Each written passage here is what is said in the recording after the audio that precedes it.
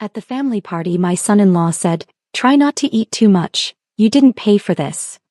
Those words echoed through the room, drawing uncomfortable glances and nervous laughter from nearby guests. Before I tell you what happened next, let me know where you're watching from.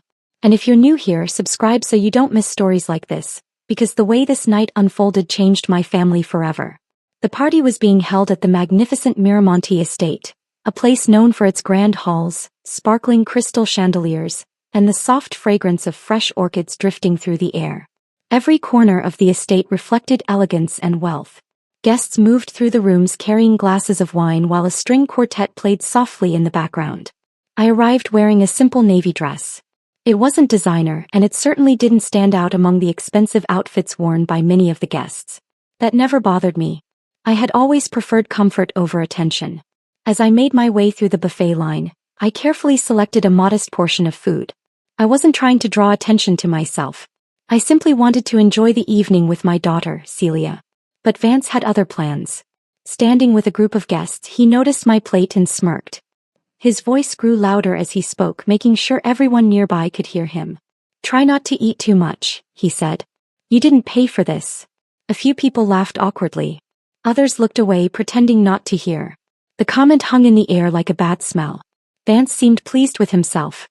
He straightened his jacket and glanced around the room, clearly expecting approval.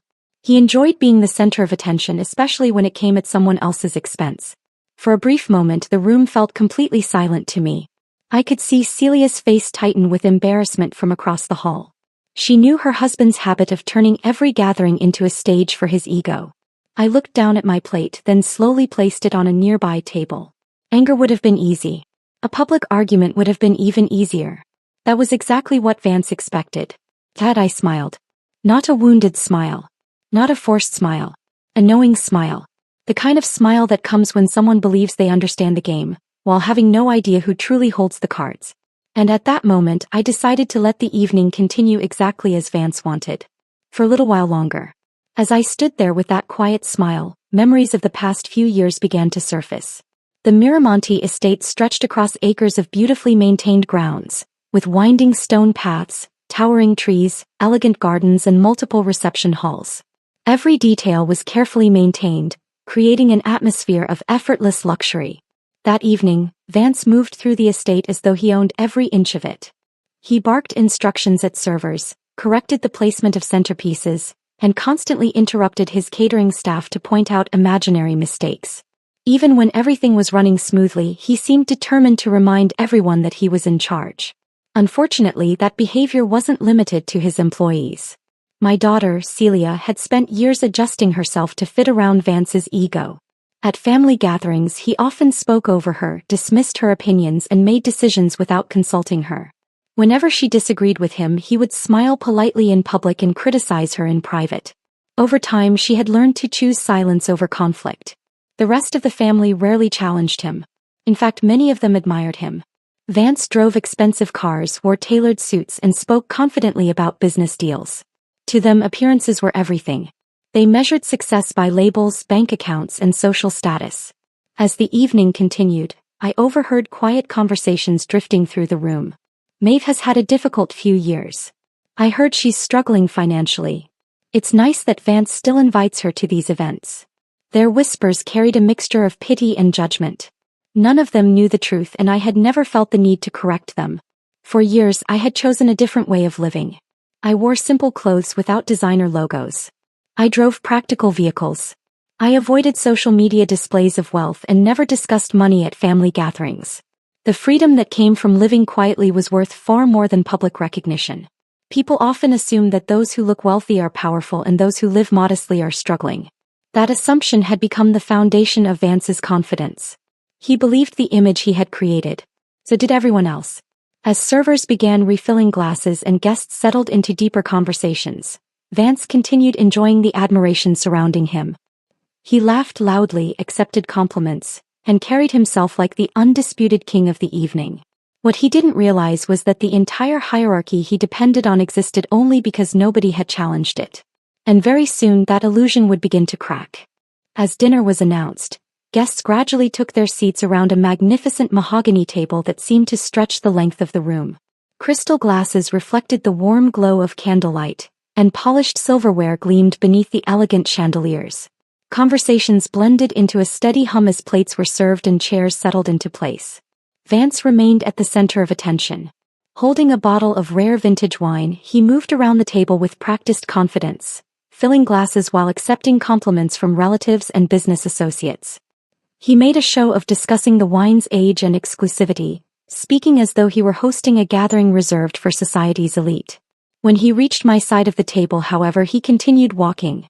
Without acknowledging me, he poured wine for the guest beside me and then the guest on my other side. The omission was obvious. Several people noticed it immediately but chose to remain silent. A few exchanged glances before quickly looking down at their plates. Vance acted as though nothing unusual had happened. Moments later, he launched into another story about his future plans. He described a luxury townhouse he expected to secure under a long-term lease, emphasizing the neighborhood, amenities, and prestige attached to the property. He spoke about it as though the agreement were already finalized. The conversation soon shifted to business. With growing enthusiasm, he discussed an upcoming catering contract connected to the estate's ownership. According to him, the opportunity would elevate his company to an entirely new level. He talked about expansion, increased revenue, and the influential connections that would follow. Every sentence seemed carefully designed to impress the people listening. Around the table, heads nodded in approval. I said nothing. Instead, I rested my fingertips lightly against the smooth surface of the table. The grain beneath my hand felt familiar. Years earlier, I had spent weeks reviewing designs, selecting materials, and approving every detail of its construction. Skilled craftsmen had built it to exact specifications, ensuring it would become one of the estate's defining pieces. The wood remained flawless. As Vance continued celebrating achievements that he believed were within his grasp, I quietly traced the edge of the table and listened. Some people reveal their character through what they endure. Others reveal it through what they think they already own. As dinner came to an end, staff members cleared the table and guided guests toward the grand ballroom. Music drifted through the estate as conversations resumed in small groups. The atmosphere remained elegant, but beneath the laughter and polite smiles, a subtle tension had begun to settle over the evening. Vance seemed energized by the attention he had received throughout dinner. He moved confidently from one conversation to another, speaking about future opportunities and presenting himself as a man whose success was only continuing to grow. Many guests listened with admiration, unaware that the foundation beneath his confidence was far less secure than he believed. While everyone was occupied, I quietly stepped away from the ballroom. The noise faded as I walked through a private corridor and approached the estate library. The room was silent except for the faint sound of rain tapping against distant windows. Shelves lined the walls from floor to ceiling, filled with leather-bound volumes collected over many years. Standing near a large oak desk was Mr. Briggs. He had managed the estate's properties for a long time and was known for his professionalism, discretion, and attention to detail. The moment I entered, he closed the folder he had been reviewing and greeted me with a respectful nod. Without wasting time, he opened a leather portfolio and placed several documents on the desk. Everything had been verified. The commercial kitchen operating under Vance's business was leased through a network of companies ultimately controlled by my holding corporation. The luxury townhouse he had spent the evening bragging about was tied to the same ownership structure. Even the prestigious venue contract he expected to receive had not yet been finalized and remained subject to approval through channels that answered directly to my organization.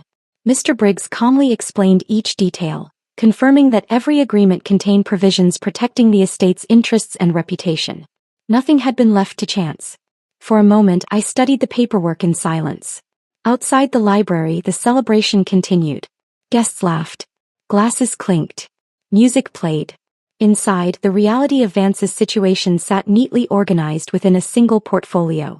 Mr. Briggs asked whether he should proceed immediately. I shook my head. No, I said. Not yet. There were still important people scheduled to arrive that evening, including individuals whose presence would make certain facts impossible to deny. I instructed him to keep the documents ready but untouched until the investors entered the ballroom. Then I closed the portfolio and smiled. Sometimes the truth carries far more weight when it arrives before an audience. When I returned to the ballroom, the crowd had grown larger. Business owners, community leaders, and invited guests gathered in small circles beneath the sparkling lights, exchanging introductions and discussing future opportunities. The energy in the room felt different now, as though everyone was waiting for something without realizing it. Vance immediately noticed my return.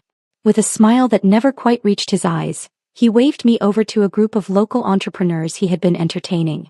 The moment I approached, he placed a hand on my shoulder and began speaking as though I weren't standing right beside him. He described himself as someone who always looked after family, someone who believed in generosity and helping those less fortunate. The story was carefully crafted for his audience. Several listeners nodded approvingly as he painted a picture of himself as a compassionate provider. I remained silent. The performance continued until a passing server approached carrying a tray of appetizers. Vance reached over, picked up several pieces and then extended the tray toward me. His grin widened. "Take a few extra," he said loudly enough for everyone nearby to hear. "Maybe it'll help with your grocery budget this week." A few people laughed awkwardly. Others looked uncomfortable.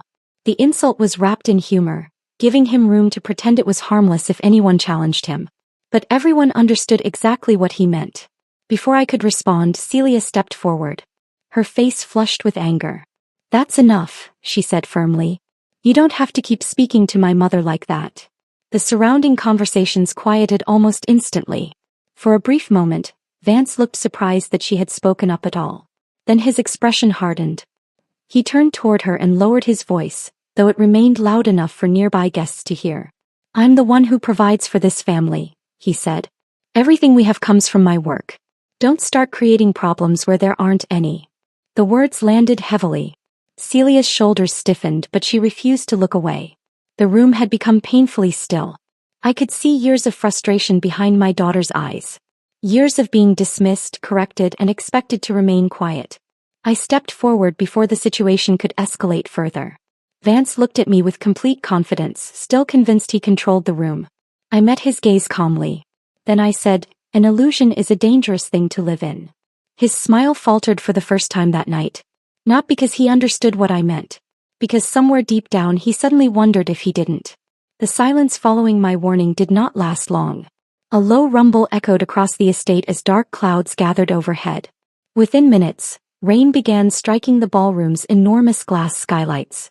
The steady rhythm of water against the glass created an unusual soundtrack to the evening. Guests glanced upward as flashes of lightning illuminated the ceiling for brief moments before fading back into the warm glow of the chandeliers. The atmosphere shifted immediately. What had felt like a celebration now carried a strange sense of anticipation. Conversations became quieter. Laughter seemed less natural.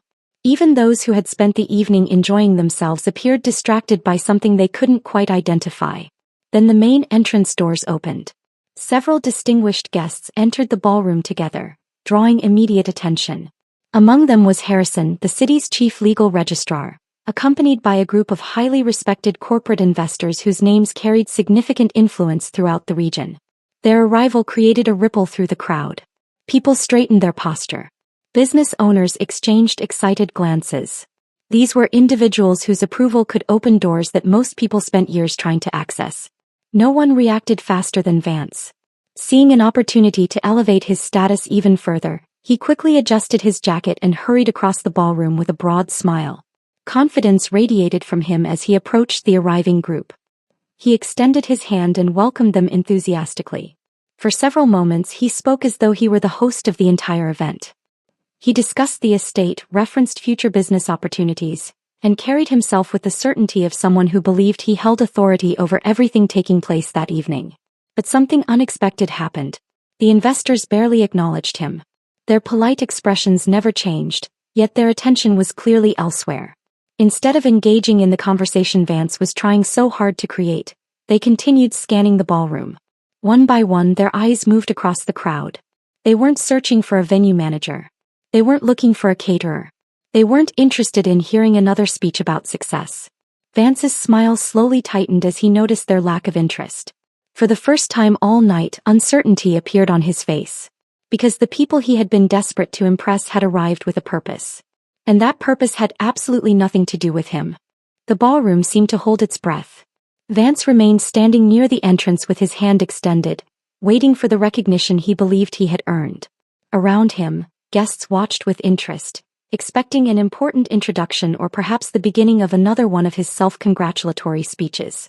Instead, Harrison continued walking. Without hesitation, he passed directly by Vance.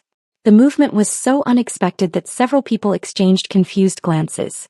Vance's hand remained suspended awkwardly in the air for a moment before he slowly lowered it. Harrison's attention was fixed elsewhere.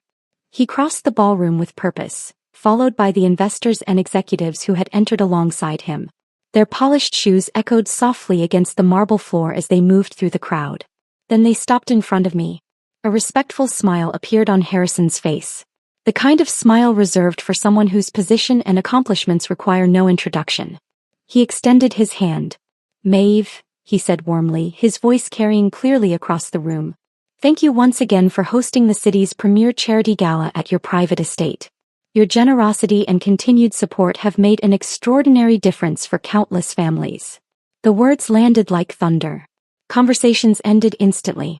Several guests turned toward me so quickly that chairs scraped against the floor. Others simply stared, struggling to process what they had just heard. Private estate.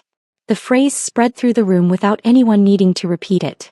For years, many people had assumed I was merely another guest at events like this. Some believed I depended on the kindness of relatives. Others had convinced themselves that my modest lifestyle reflected financial limitations. Now every one of those assumptions was collapsing. The musicians stopped playing. Silence filled the ballroom. I looked toward Vance. The confidence that had carried him throughout the evening vanished before everyone's eyes. His smug expression dissolved completely. The color drained from his face as realization settled in. For the first time, he understood that the room was no longer seeing him as the powerful figure he had spent years pretending to be. Across the ballroom, several family members stood frozen. The same relatives who had whispered about my finances and praised Vance's success now looked horrified. Some avoided eye contact altogether. Others appeared desperate to disappear into the crowd. The hierarchy they had accepted without question had been built on appearances. And with a few simple words, that illusion had shattered. The truth wasn't merely revealed. It had walked into the room, taken center stage, and made itself impossible to ignore. The shock in the ballroom had not yet faded when I turned toward the edge of the room. "Mr. Briggs," I said calmly. Every eye followed my gaze. Mr. Briggs stepped forward from the crowd, carrying the same leather portfolio he had been entrusted with earlier that evening. His expression remained professional and composed as he walked to the center of the ballroom. A strange uneasiness spread across the room. Vance looked from me to Mr. Briggs and back again. For the first time all night, he seemed uncertain about what was happening. Mr. Briggs opened the portfolio and carefully removed several documents. The sound of paper turning echoed through the silence. He began reading in a clear, measured voice. The documents outlined the obligations attached to multiple agreements connected to Vance's business and personal arrangements. Among them were cross-default provisions and conduct clauses requiring tenants and contractors to maintain standards consistent with the reputation and interests of the ownership group. As the legal language continued, confusion on Vance's face slowly transformed into alarm. He suddenly recognized the names of the entities involved. More importantly, he recognized what those clauses meant. The room remained silent as Mr. Briggs explained that violations affecting one agreement could trigger consequences across related contracts. No one interrupted. No one moved. When he finished, I stepped forward. My voice remained calm. "Effective immediately, the catering agreement under review will not proceed. The commercial kitchen lease is terminated in accordance with the governing provisions. The residential townhouse lease is also terminated under the same authority." A collective gasp swept through the ballroom. The words struck with far more force than any raised voice ever could. Vance stared at me as though he had forgotten how to breathe. His carefully planned future was unraveling in front of witnesses, investors, business leaders, and family members. "This can't be right," he finally said. The confidence that once filled his voice was gone. He attempted to continue, searching for an explanation, a defense, anything that might restore control to the situation. But the words refused to come. His mouth opened, then closed. The reality was too overwhelming. Every opportunity he had boasted about throughout the evening had depended on agreements he never truly controlled. The authority he believed belonged to him had existed only because someone else had allowed it to. The ballroom watched in stunned silence. Years of arrogance had built the image. A few pages of paperwork had destroyed it. And standing in the center of the room, Vance could do nothing except watch as everything he had taken for granted slipped beyond his reach. The atmosphere in the ballroom changed almost immediately. The excitement, laughter, and conversation that had filled the estate only an hour earlier disappeared with remarkable speed. Guests who had eagerly gathered around Vance throughout the evening suddenly found reasons to leave. Business owners quietly collected their coats. Investors exchanged brief farewells. Family members avoided eye contact as they drifted toward the exits.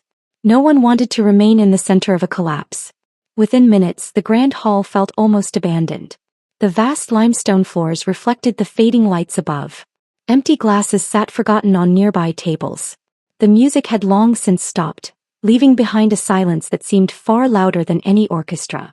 In the middle of that silence stood Vance. Or rather, he tried to. The weight of everything that had happened appeared to hit him all at once. His shoulders slumped. His breathing became uneven. The confidence that had once defined every movement was gone. Then, to the shock of those few still present, he dropped to his knees on the polished marble floor. "Maeve, please," he said. His voice cracked. "It was a joke. That's all it was. I didn't mean any of it." The words echoed through the nearly empty ballroom. For the first time, there was no audience left to impress and no image left to maintain. Only consequences.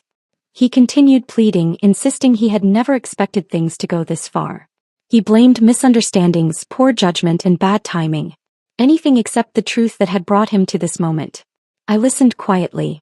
Beside him, scattered fragments of broken glass sparkled beneath the chandeliers, remnants of a celebration that had ended very differently than anyone expected. Then I turned toward Celia. She had remained silent throughout most of the evening, but her eyes were clear now. The uncertainty that had followed her for years seemed to be lifting. I extended my hand. For a brief moment she looked at her husband. Then she looked at me. Without hesitation she stepped forward, carefully crossing the shattered glass and leaving him behind. A visible sense of relief settled across her face. Before walking away I looked at Vance one final time. "Respect isn't something reserved for wealthy people," I said calmly. "It's something every person deserves." He lowered his head and said nothing. Celia and I turned toward the exit. Behind us remained an empty ballroom, broken illusions, and a lesson that had arrived far too late for the man who needed it most. By sunrise the estate seemed transformed. Golden light stretched across the rain-washed gardens, illuminating rows of flowers and sparkling droplets that still clung to the leaves. The storm that had rattled the skylights the night before was gone, replaced by clear skies and crisp air. Everything felt renewed, as though the grounds themselves had been cleansed of the previous evening's bitterness. Elsewhere, reality was settling in for Vance. The calls had stopped. The opportunities he once boasted about had vanished. Partners who had eagerly sought his attention now kept their distance. His reputation, built so carefully over the years, had fractured in a single night. Inside a nearly empty townhouse, cardboard boxes were stacked beside the door. Vance moved from room to room, gathering the remnants of a life he had assumed was secure. There were no admirers left, no audience to applaud his confidence, and no shortcuts around the consequences of his choices. Back at the estate, I had no interest in watching his downfall. My attention was on something far more important. Celia joined me in the sunroom overlooking the gardens. Morning light poured through the tall windows as we shared tea and conversation. For the first time in years, there was no tension hanging over her words. No hesitation. No fear of being interrupted or dismissed. She looked lighter, stronger, free. We spoke about possibilities instead of problems, about the future rather than the past. The simple moment felt more valuable than any grand celebration ever could. As I sat there watching the gardens awaken beneath the morning sun, one lesson stood above all the others. Arrogance often mistakes privilege for achievement and attention for respect. Humility requires no performance. It doesn't demand recognition, titles, or applause. It reveals itself through character, patience, and the way people treat those who have nothing to offer them in return. The night before had exposed the difference between appearance and reality. One path had ended in isolation. The other led to peace. And in the end, respect was never earned by wealth or status.